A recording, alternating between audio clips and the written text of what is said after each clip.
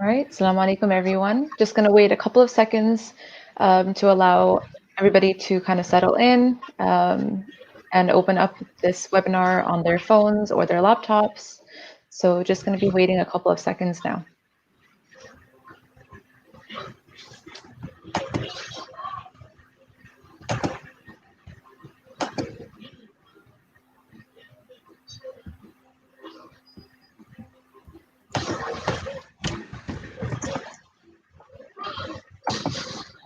Okay, I think we'll get started. Assalamu alaikum, everyone. Welcome to our wellness webinar. I'm your host, Aruj. And before we begin, I'd like to share a couple of announcements with you all. As you all know, that during the month of Ramadan, since we began, we've been asking all of your help to submit the $500,000 balloon payment towards the new Foothills location. By the grace of Allah subhanahu wa ta'ala, we are down to about 395,000. SubhanAllah, it's only been a week and we've already come down so far. We still need your help, so please visit live.tarbiyah.org/Ramadan to help us out with that. Don't miss our weekly Ramadan Ladies Halakas, Nights of Noor with Ustada Jannah Sultan every Tuesday at 5 p.m. You can register on our website, live.tarbiyah.org. You can join us on Mondays at 3 p.m. for Storytime Live on Facebook and YouTube. And now we have a new kid-friendly retelling of the seerah called My Friend Rasulullah Sallallahu Alaihi Wasallam, which is live on YouTube and Facebook as well every Wednesday and Thursday at 3 p.m. So today, during the wellness webinar, we'll be discussing a very important and alarmingly relevant topic of domestic violence and abuse. I have with us two guests. We have the director of My Sister's House, Nilda Valmores, and attorney at law, Sahreen Manzar. Nilda Valmores has had the honor of operating My Sister's House, the Central Valley's only shelter for battered Asian and Pacific Islander women and children, since September of 2004. Prior to joining My Sister's House, Nilda served as the Community Development Director for Mercy Housing California for 5 years. For more than 15 years, Nilda has worked with nonprofit organizations on a statewide level, addressing issues affecting children and the poor in education, social services, and housing. So she is very, very, very knowledgeable and an amazing, amazing woman.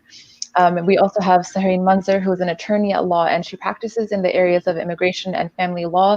She's a domestic violence shelter advocate and has been a staff attorney for My Sister's House. She's a certified immigration and nationality law specialist and currently runs the Immigration Rights Center for CARE's Sacramento Valley office, representing clients who are victims of domestic violence and sexual assault. Thank you, ladies, for joining us. How are you both doing today? Good. Thank you for having us. Thank you for being here. And thank you for having us. But as we're beginning, I'd like to just talk about basics a little bit. Can you please tell us and define maybe what is domestic abuse and violence? So domestic violence is an act of control. It's a pattern of control over one person over another, usually between in an intimate partner relationship, but sometimes it might be an in-law or an older brother over a younger sister. Oftentimes it's men against women, but not always, right? It often involves what we call a honeymoon stage, where there's gift giving and then there's tension building and then there's an explosion and then you go back to the honeymoon stage with perhaps even more gifts. Mm-hmm. What's important to know is that there are different types of domestic violence or domestic abuse. So what normally people think of through television and movies is that physical abuse, right? And that's sexual abuse, where someone gets a broken bone or gets a bloody nose or gets slapped. And that certainly is domestic violence. But oftentimes what people forget is that domestic violence often begins with verbal abuse, where someone tells the other person, they're ugly, they're stupid, they're never going to amount to anything. And then there's also mental abuse, where there's some game playing that goes on. So maybe one day the person says, I love your spaghetti, and then the next day, I hate your spaghetti, or they don't really throw something at the person, but they'll threaten them. I'm going to hurt you, or I'm going to hurt your family. So there's a lot of threats there.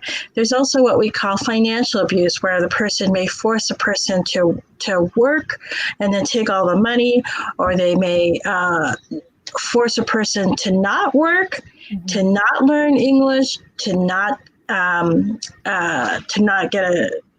even make it to the interview, or may sabotage their work so that they get fired, right? Or they might just spend all the money on drugs or alcohol or gambling or other vices that they might have, right? So that's financial abuse. Then there's also what we call spiritual abuse, where people don't allow the person to practice the faith that they want to, or they force them to practice a faith that they don't want to. Right. And then there's also a form of abuse, what we call legal abuse, where people will tell the other person, if you do something, I'm going to report you to the police, or I'm going to report you to ICE, or I'm going to sue you for everything. So they'll use the legal system as a way of controlling the other partner. So there's many different types of abuse. Sometimes that abuse comes in multiple forms, not just one. Sometimes it just comes in one form. Right. What's important to know is there's also a legal definition of abuse, which I'm going to toss to our attorney, Attorney Manzar. Thank you, Ms. Nilda. And yes, so the legal definition of domestic violence and abuse is a lot narrower than our social understanding of what domestic violence and abuse is. But here it is. The Domestic Violence Prevention Act under the California Family Law Code, Section 6200, states that the purpose of all laws that are in the section are this division was actually enacted to prevent acts of domestic violence, abuse, and sexual abuse, to provide a period of temporary separation between persons who are involved in such a toxic relation or in a relationship where there is domestic violence for a period sufficient enough to enable these persons to seek a resolution of the cause of the violence, and then seek a resolution to their life problems, right? Be it in the form of divorce or counseling later and reconciliation. That's sort of all aftermath. But the purpose is to give them temporary separation, and it's sort of intervention to stop these instances of abuse from happening over and over again. And that's sort of the purpose of the law. And the definition of the law, as per California Family Code 6203, defines abuse to mean any of the following. That means that it's the perpetration of abuse by a person who intentionally or recklessly causes or attempts to cause bodily injury through sexual assault that places the victim in a reasonable apprehension of imminent bodily injury to the person. Abuse is not limited to physical injury or assault. So, it also does include molesting, attacking, striking, harassing a person, so verbal tactics. And then there's this, I call it a catch-all category, where they say, oh yeah, also if you disturb this person's peace, so disturbing the mental peace could be domestic abuse and violence. But it's a very broad category. And the act doesn't define that. So case laws through different scenarios have defined it. What constitutes disturbing your peace? Hacking your Facebook account, right? Constitutes disturbing peace. That's just one example. So because it's such a broad category, and it does require very careful crafting of arguments, I strongly suggest that before victims of domestic violence pursue any relief under the DVPA, they do consult a domestic violence advocate or counselor, or at least an attorney that can help them draft their arguments in a way that would meet the legal standard for the burden of proof, and then they could actually prevail. Right. Okay. So now with the COVID-19 crisis, we have shelter in place, so everybody's kind of stuck at home, possibly and potentially with somebody who is, a perpetrator of domestic abuse or violence. What patterns have you observed in DV instances since the crisis broke out? So unfortunately, there's been an increase in phone calls that my sister's house has received. So for the month of March, we had a 17% increase in the number of calls over the previous years. And locally, the police have said that they have seen an increase in phone calls too. And this pattern has been visible throughout the nation, throughout the state, that there has been an unfortunate increase in the number of suspected abuse in people's homes. So why is this? Like, what is the reason why there's such a high peak now rather than afterwards?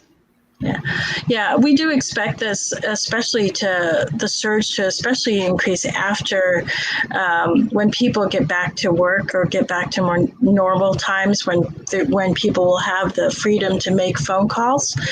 So it is alarming that it is already high. But historically, whenever there's wars, whenever there's hurricanes, when the last recession, whenever there's trauma and stress in the homes, there's an increase of abuse that we see across the states. And so that's what's happening here, that the stress from the COVID virus, the stress from being home, the stress from the economy, all those are creating a perfect storm, unfortunately, where domestic violence is thriving. So what suggestions or strategies would you recommend victims of domestic violence to exercise to ensure their safety at home while shelter-in-place orders are in effect? Yeah, there's a multitude of strategies. I'm only going to get to a few here in part because we don't know who's listening right now. But I think the first thing is that it's important that people use this time and that they're safe. Right. So now is not the time to be telling your partner that you're going to be leaving, because that will create extra danger. Right. But now might be the time for you to be thinking about, is this really what you want life to be like when you're able to make that call safely, right? And what will you need when you are able to make that call? If you are able to go to another place for shelter, what will you take with you? Because you can't take everything with you. You have to take the essentials. So those are important questions. And also thinking about, like, who can you call? Who can check on you during these times to make sure that you are physically safe, right? Those are all just a few actions that can be taken. Right. So, we've talked about My Sister's House, so we've discussed it, we've mentioned it, but can you speak a little bit more about the services that My Sister's House offers, as well as any other resources available to victims of domestic violence? Yeah, My Sister's House is a variety of services, and what's different about My Sister's House is that we try to be culturally responsive, especially to the Asian Pacific Islander community, because that's the reason why we were created, and that's one of the reasons that we especially love having Muslim women stay with us, because we feel that's part of us being culturally responsive. So in addition to the outreach and education to help prevent domestic violence and sexual assaults and human trafficking, we operate a 6-bed shelter and 2 6-bed transitional houses. So, and those are basically houses for after people leave the emergency shelter, so that they will a longer place where they can stay and rebuild their lives, right?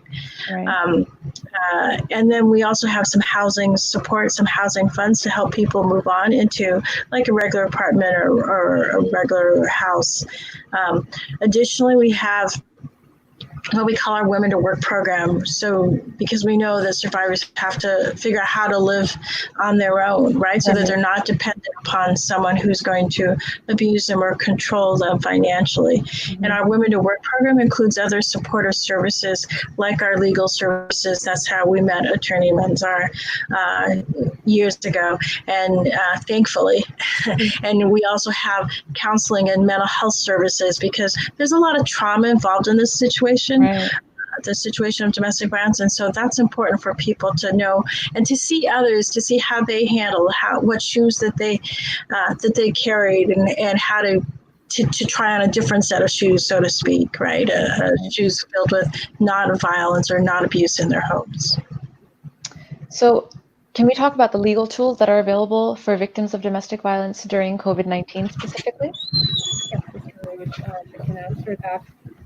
And before I talk about the legal tools, I just have to put this out there that anytime you're in a situation of crisis and you feel like your bodily safety is in danger, your life is in danger, you have to call 911 instead of thinking about any other resources, because that's our lifeline, right? That's immediate intervention.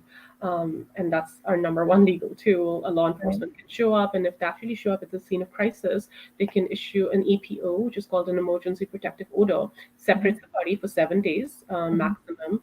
And there could be criminal proceedings out of it, but at least it's temporary relief. That's issued right there at the spot. So that's Right. our number one. And in terms of priorities, tool that you employ in crisis. That is actually if you're in a situation where something's the volcano has now erupted and you don't have time to look through resources, then Right. call law enforcement. Other than that, if you, like what Ms. Nilda was saying, use this time to think and reflect. And if you have time to plan your life out, and if you've really decided, okay, it's time to walk away from this toxic relationship, or if it's time to take a break or get some intervention in this relationship, then Mhm. like I defined earlier, the purpose of DVPA is to allow parties a period of safe time separated from each other where they can find a resolution. So, what they Mhm. can do is file for a domestic violence restraining order that Mhm. will give them temporary protection from the other party, and that will also give them time to work on their issues and find a resolution. So what's the procedure that victims can follow? How do they do this? Yes. I'll cover the procedural requirements and then the substantive requirements very quickly. Um, what what a DVRO does is that it gives you an injunction, which is a very powerful remedy in the U.S. law, right? Mhm. Typically, when you file a pleading, you spend like months and months preparing it. You file it. You have a order to show cause hearing, maybe in a few months, and if you're lucky, right, 3 to 6 months or something like that. The wait times are long, but Right. domestic violence is special because there's recognition that this person is in a state of crisis. So, what this remedy of injunction does is gives you relief before the judges even heard your case, Mhm. which is a very powerful remedy available. So, what happens is you pick up the paperwork, complete your DVRO packet. Mhm. If you file it between Monday to Friday from 8 a.m. to 2 p.m., the judge will issue a decision on your pleadings the same business day by 4 p.m. That's So they'll amazing. Yes, it truly is. It really is a very powerful remedy, and I'm very thankful to actually all the judges who review 40 stacks of these and Yeah. have this this season. So which is why they have the ability to get through so much information very quickly. Right. But then that's also a point where the substantive point that I'm going to bring up is like, because realize that they only have 2 hours to review a lot of these packets, be very succinct, be very powerful, go strong, and just who, what, when, where, why. Your recent abuse instance of abuse should be very recent, like 3 to 6 months. Anything prior to that does get stale. But I'm not saying don't file it if it's that old, and if Right. you feel the need to file it. But just make sure it's strong, you're very succinct, and you're very brief because you can supplement it later, but you cannot take out anything that you may have not remembered. And one thing that I see in my clients is they're not lying, they just don't remember. Right. Trauma distorts my memory, right? Distorts anyone's memory. So it's not like, oh, they were necessarily lying about that. It's just that they didn't remember the correct details. So if you're not sure about time or time of the day or the day and the month, don't put it there. You can supplement it later, but don't put incorrect information that you could not testify to later, Right. right? So that's sort of the substantive portion of it, that you have to be succinct. You have to talk about what physical injury took place or how you were abused, how did the other party disturb your mental peace, and come up with a good reason as to why you need protection. So they Mhm. have to understand that there is an urgency, which is why you're seeking an injunction, right? And the procedural requirements are: you file it, you have to file it, and you can get your decision on the same business day. We'll now post a link that will also relate to the filing requirements during COVID crisis. Mhm. So it's a little bit different because the courthouse is closed. And initially it was until April 17th. Now it's been delayed. But what's really neat is you don't have to go to the courthouse. You can actually email your pleadings to a specific email ID. So this Okay. could be done very remotely, and it's very helpful. But you would have to go to the courthouse to go pick up your TRO order Okay. at 4 p.m. And the instructions are going to be in the link that we do post. So that's sort of the filing instruction on it. When you file this TRO, you will have an injunction granted for 21 days, which is 3 weeks, and then it's the petitioner's responsibility to have the other party served 5 days prior to the hearing. That's the minimum time that you have to give them the notice to show up for the hearing. So Mhm. somebody is, let's say hypothetically, somebody filed on May 1st, they have until May 15th. They'd have a hearing on May 21st. So by May 15th, they should have served their opposing party. Okay. Now, how to serve? Anyone can serve who's an adult, over the age of 18, and who's not related to the party. So you cannot have somebody that you've put in your restraining order paperwork and you cannot serve it yourself, right? Okay. Usually, our victims don't have unlimited resources. So Right. what's really neat is the sheriff's office in each county does offer the service to do the process of That's service awesome. request. Yeah. and we can share a link for that. Then you should prepare for your hearing, and three things can happen at the hearing, right? At the order to show cause hearing, the burden of proof you really have to meet is sort of, preponderance of evidence. You have to establish that there is a reason you have been abused, and there's a good cause reason for you to have a TRO or DVRO granted. It could be granted for up to 5 years, and sometimes judges, you could even craft it, be like, okay, I just need it for 6 months, I just need it for a year to finalize my Right. divorce. But 5 years is the maximum time that a DVRO could be granted to you for. Three things could happen at the first hearing. Like I said, the other party cannot show up, if they don't have a defense to anything you're saying, because all that you put in was true, and they wouldn't have nothing to refute. They may just not show up, and then in that case, you can ask for any order that you like by default. So you'd get your DVRO granted because the other party didn't show up, Right. and that's pretty ideal. The second situation, the more likely one to happen, is they will show up with a very good team of attorneys, and they were like, well, no, Yeah. everything you said is a lie, and I'd like to refute it. So in that case, the judge may set it for a trial for a later date, but may still give either keep the temporary restraining order in place or may not, depending on the discretion of the judge, if they feel like you've at least met your burden of proof for a TRO granting, Right. for a grant of a TRO. And the third thing that can happen is if there's common children of these parties, the judge could issue temporary custody orders, because yes, like as adults, we can separate, we can ask for a divorce, but you cannot just take children away to say, Right. yeah. So you still have to come up with a parenting arrangement plan for a child custody and visitation. So one of the things that comes to my mind right away is for people, men or women, whoever is filing for this, once they filed the injunction, now they may be feeling like they're in danger. How are they going to be protected during this time period, that the 21 days until the hearing? Can you talk about that a little bit? Yeah, well, and that's a really, really smart and brilliant question. That's sort of what Ms. Nilda was also hinting at before, that don't just do it. Plan before you do something, right? It comes with a lot of planning, and this is where this is a beautiful example of why, like, there's a marriage between the legal world and the social services world, because I have never held the hand of a survivor and been through the entire journey without my advocates behind us, right? Or without a shelter behind my back. I just know it, because the legal world is different, and people's ground realities are very different. I can give them a TRO, be like, okay, now go celebrate, and they're like, okay, but where do I go live now, right? So yeah, so what happens, Rouge, is, and I'll talk about well, in terms of living arrangements. So if you're cohabitating and you own a house together, so as long as you're in the title of the house or you're on a lease, you could actually ask for the perpetrator to be forced to move out, because for equity reasons, it's but for his or her abuse that you're in situations. It's only fair that the court orders him to move out or her to move out. So that's sort of where that is. But unfortunately, if you're not on the title, the court cannot just make up legal rights for you to be there. Right. So that's where it's really important that you contact an organization like my sister's house or any of the other shelters in the community and plan this a little bit ahead of time, because knowing that you won't be able to stay in that house legally or in that apartment legally, you have to have a shelter in place to go to, right?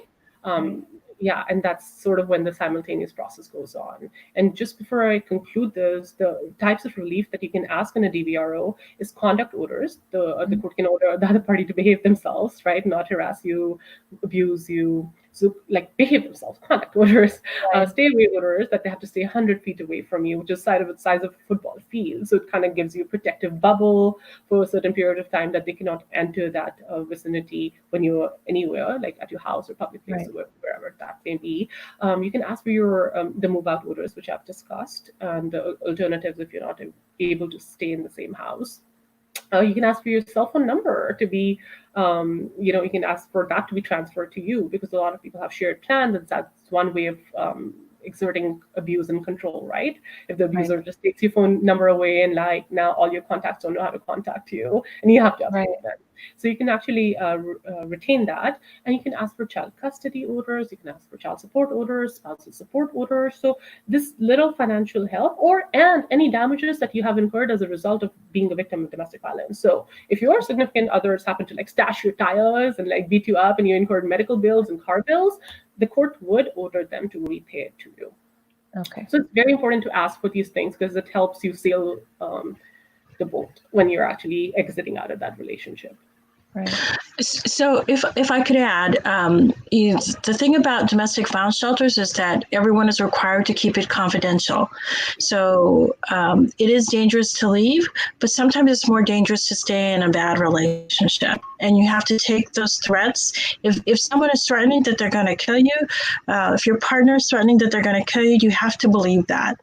And you have to plan for something else. And even if they don't threaten they're going to kill you, if they're really hurting you, abusing you, the impact on your health could be tremendous. Right. A lot of times there are studies that show how domestic violence survivors have a lot of health conditions because of the stress and the trauma that they've exposed themselves to throughout their lives. So doing nothing is not necessarily a better alternative. And that's why domestic violence shelters exist. And we practice confidentiality, we practice safety. That's what we're about.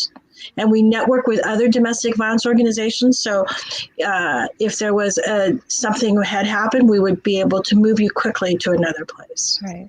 Okay. That's very good to know. Before we go on to the next question, I have a question from the viewers. Somebody's asking, what about harassment? What actually consists of harassment, and what's valid enough to file for the RO?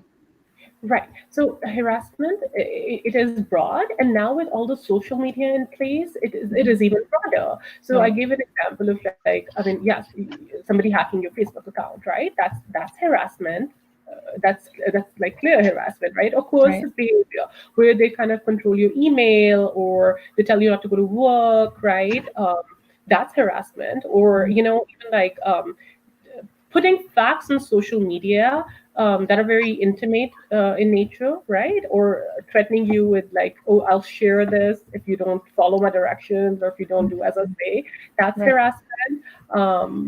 So I mean, they just say harassment, but the case law defines it in many different ways. So your best bet to answer for your specific question is to consult with an attorney, tell them your facts, and then they can tell you whether existing case law supports, your cause or not. And then that's legal. But like if you're in a situation like that, I would highly recommend contact somebody like my sister's house. An advocate could help you even see things. I mean, you might just think you're facing harassment, but there could be other issues that you Right. didn't even identify because either you're not aware, and also when you're not in when you're in that situation, you don't see it. Right. Yeah, I was going to say that if we have a sexual assault support group that's offered the third Monday of every month, and now it's being offered virtually. And people can always call our crisis line. They don't have to wait to the third Monday if they want to talk over some issues. Okay, wonderful. Thank you for those tips. What I am sorry, before we move on to Rouge, what I am going to do is I'm going to post specific examples that are actually legal definitions of what harassment and disturbing piece is for our audience to see, and maybe they can kind of relate to it. So yeah, Okay. like controlling case law authority that they can just kind of skim through, and it's very brief Okay. to see how courses define what disturbing piece is. So while we are getting that posted, can you talk about legal resources that are available to victims of domestic violence? Yes, for sure. My sister's house is a wonderful resource. They have a full-time staff attorney, and I know they're never out of capacity. They will help. If you get there, you'll be assisted. And then there is, let me go through a few resources. There's VIV in our community, which is also another domestic violence shelter, and they also have a wonderful legal clinic. And we'll post the information for them. You can call LISNIC, which is the Legal Services Northern California. You can also call Victims of Crime Resource Center, which is a legal clinic at McGeorge for victims of crime. And then, last but not least, you can actually call CARE Immigrants' Rights Center, because yes, although it says immigrants' rights, a lot of times, and as an immigration specialist, I can tell you that a lot of my clients are immigrants, right? So yeah, you're a domestic violence victim, but that's usually tied to the immigration history. And I think Ms. Nilda did mention that before, that, oh, you better do what I say or I'll get you deported. That's immigration abuse.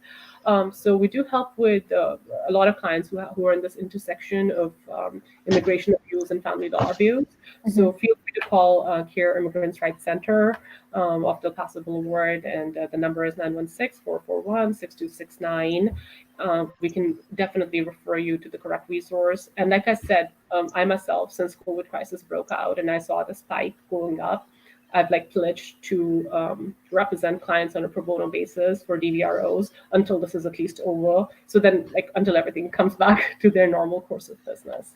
Right. And I know a lot of my other colleagues are doing the same, because attorneys have about 50 hours of pro bono work that they have to dedicate, and I always dedicate my domestic violence work. Okay, so we've covered a lot of resources for the viewers, and at the end, after this is over, we'll go back and we'll post all the information on the thread itself, and as well as on our website. So keep a lookout for that as well. So ladies, is there anything that you would like the viewers to take home? Like a couple of last tips or resources or anything. I just would like to say that if you think you are a victim of abuse, or if you're worried that your sister is, please have them call. If not My Sister's House, please have them call another domestic violence organization. Please have them get the help that they need. For sure. And to that, I would like to add to Ms. Nilda's point, and I can speak to that because as an advocate in our community, I cannot tell you, Sister Rouge, how many times I've had women tell me that I would rather live in, the existing situation, because at least I'm in a Muslim household, and which I, as a practicing Muslim, respect, right? And I understand, because, when I was in a roommate situation, I kind of preferred that, because we have these dietary issues and concerns. We have to eat halal food. And one thing I can vouch for my sister's house is they're culturally competent, and as so they not only just respect your faith, but they actually give you resources, and they facilitate you practicing your faith. So I know our clients from the shelter they have access to halal food. They have access to resources that will allow them to practice their faith freely. That's wonderful. I'm very proud of that. Yeah, that's amazing. Thank you, ladies, so much for joining us. This is such an important topic. It needed to be talked about, and I'm so glad that I had two amazing, qualified women to discuss this. If you guys have any other questions, please feel free to comment. I can always reach out to these ladies again and get back to you guys. We have the resources, their phone numbers. We have My Sister's House. We've already posted the phone number, the hotline number for that. All other resources we'll be posting soon as well.